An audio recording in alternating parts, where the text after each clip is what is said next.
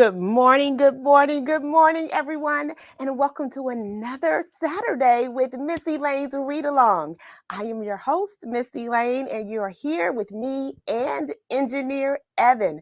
But we want to know who else is joining us for another wonderful, wonderful book. This is March, and we are celebrating Women's History Month, and we're bringing another book from a wonderful, wonderful author, Miss Ashley Spires. This is the most magnificent thing, and it is a cute, cute, cute book.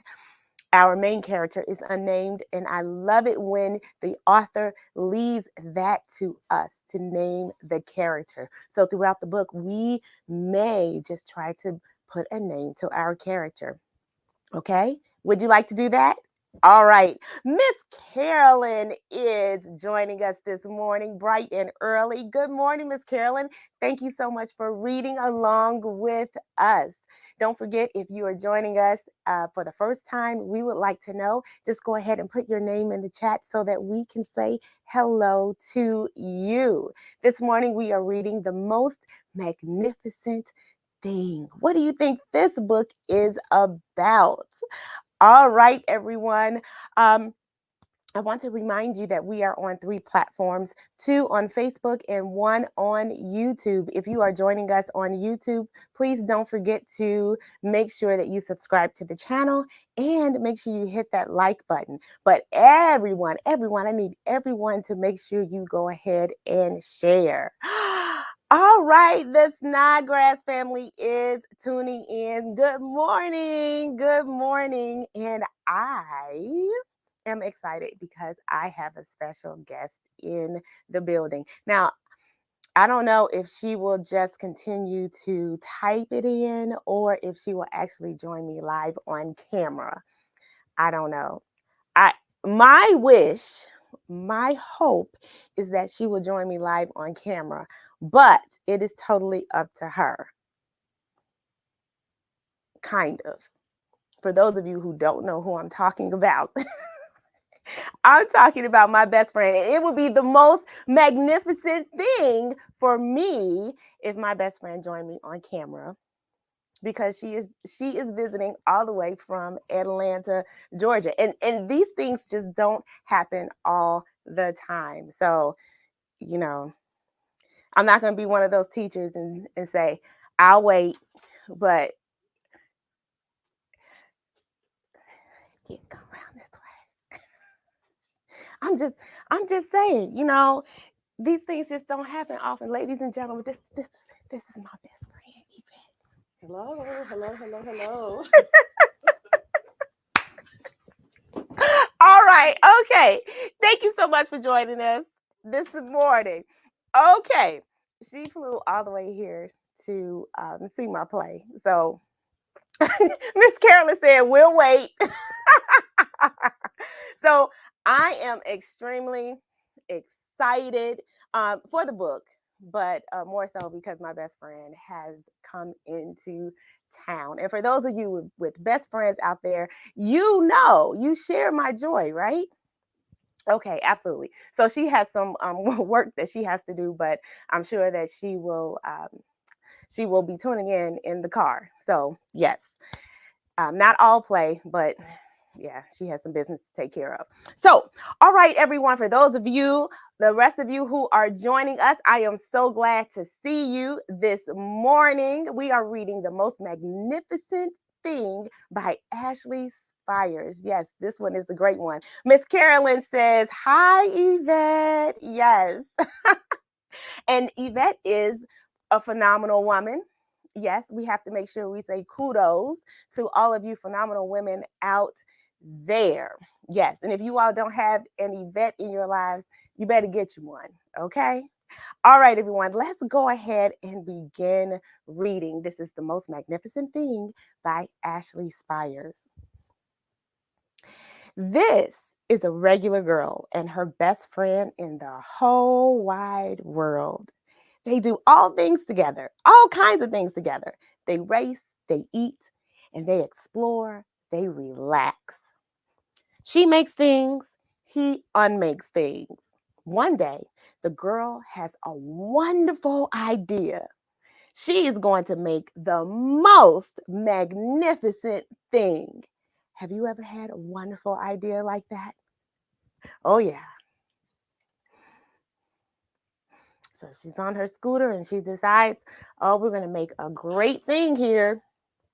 She knows just how it will look.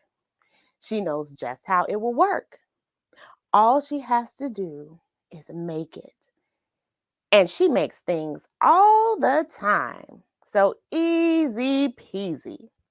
First, she hires an assistant.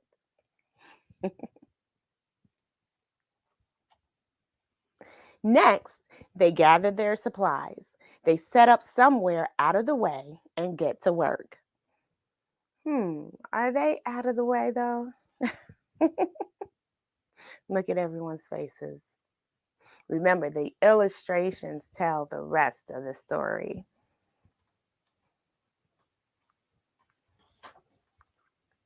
The girl tinkers and hammers and measures, while her assistant pounces and growls and shrews.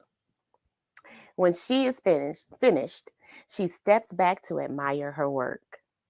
She walks around one side, and her assistant examines the other side.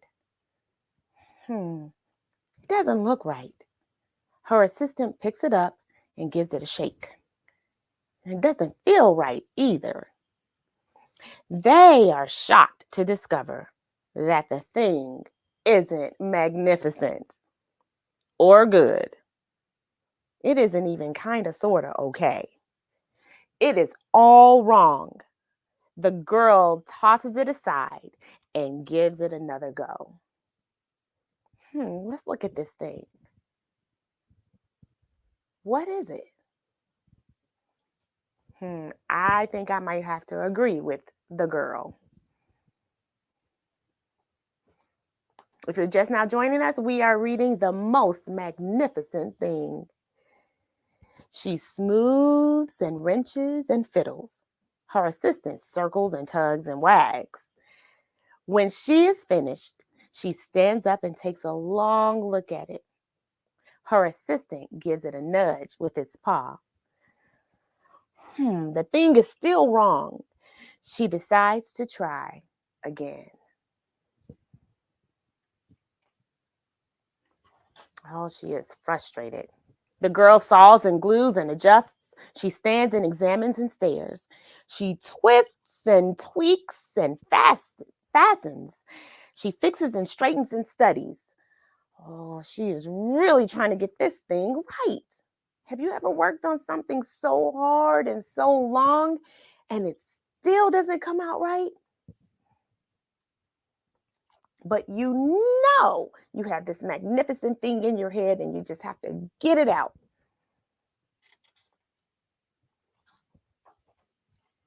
She tries all different ways to make it better. She makes it a square. She makes it round. She gives it legs. She adds antenna.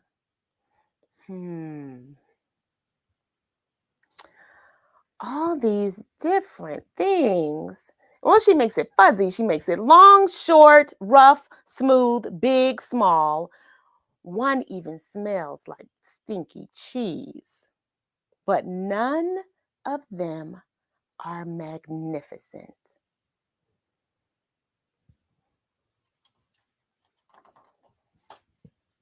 Her hard work attracts a few admirers, but they don't understand. They can't see the magnificent thing she has in her mind. She gets mad.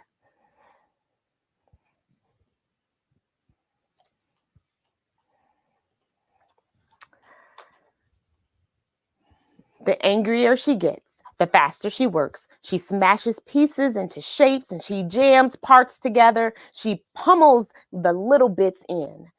And her hands feel too big to work, and her brain is too full of all of the not right things. If only the thing would just work. Oh, she is really frustrated.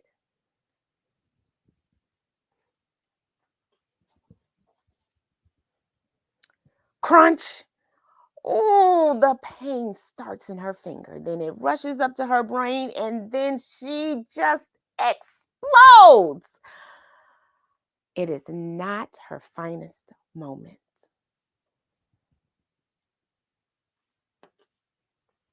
Sounds like she needs to take a break, huh?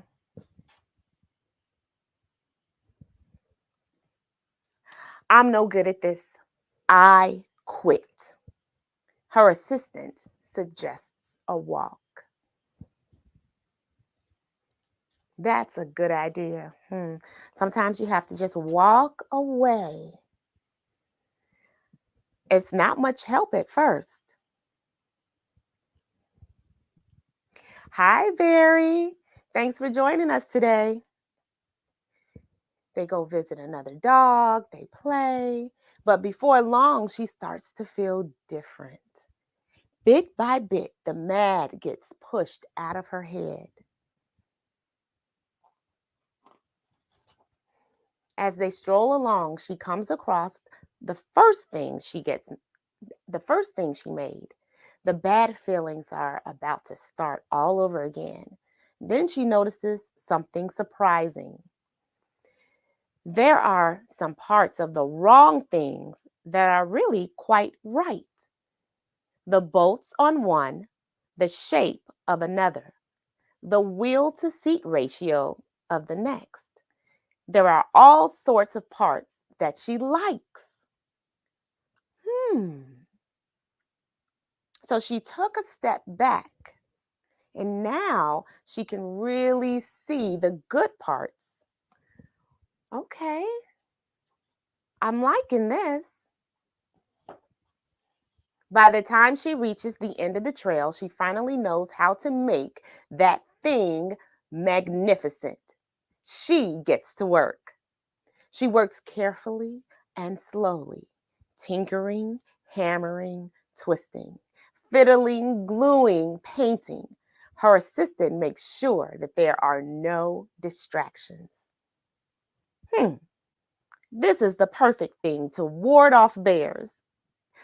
This will stop that leak. And this one's all wet. Someone's junk is another one's treasure, huh? The afternoon fades into evening, and finally she finishes. She alerts her assistant.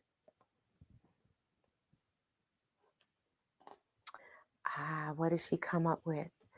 The pair take a good long look. She leans in a little to the left, and it's a bit heavier than expected.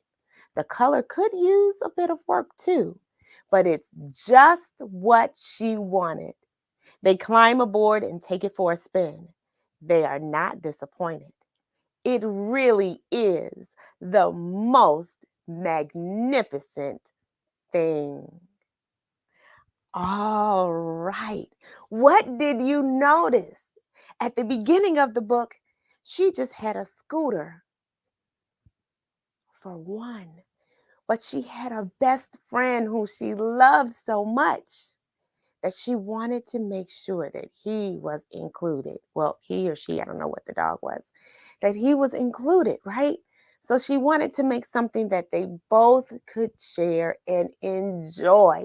And that is the most magnificent thing. Isn't that wonderful when you can have something that you can enjoy with the person that you absolutely love and adore?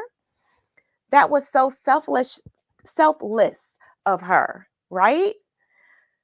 That is wonderful. She made a scooter with the side hatch. What do you call that, Barry?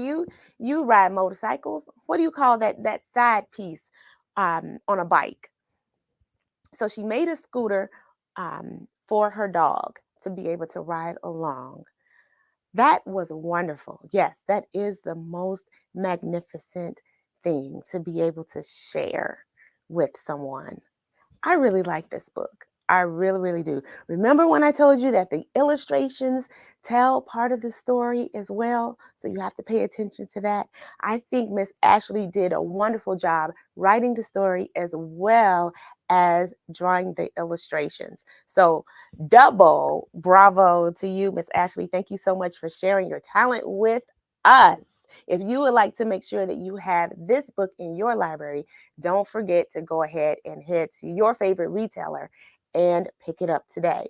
All right, so that is all I have for you. I have to go ahead and get ready to head over to the theater. I think I'm going to put my head down for a few moments and rest my voice.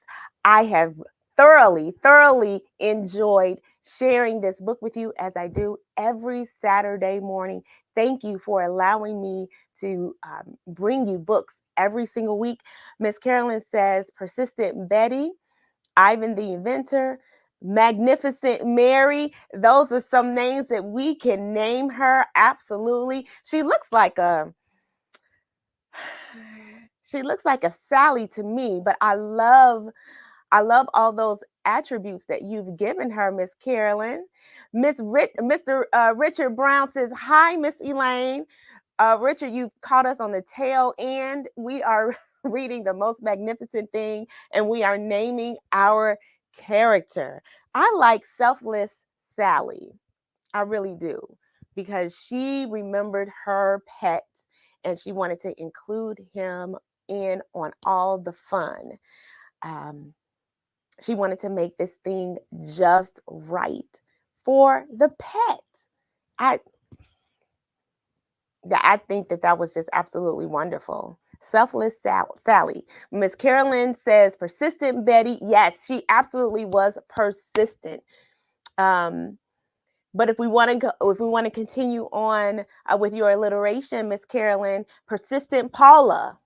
Yes, persistent Patty. But you say persistent Betty, Ivan the Inventor, and Magnificent Mary. I love Magnificent Mary as well. She made a magnificent thing. Absolutely. Richard, make sure you go watch the replay, because I know you like to tinker around with things and invent different things. Um, I think you will enjoy this book as well. Definitely. Uh, Barry, text me, let me know what that's. Is it just called a sidecar? Is that what that is? I don't ride motorcycles, and I'm not good on my skateboard or a scooter anymore these days. Yes. So let me know what that thing is called.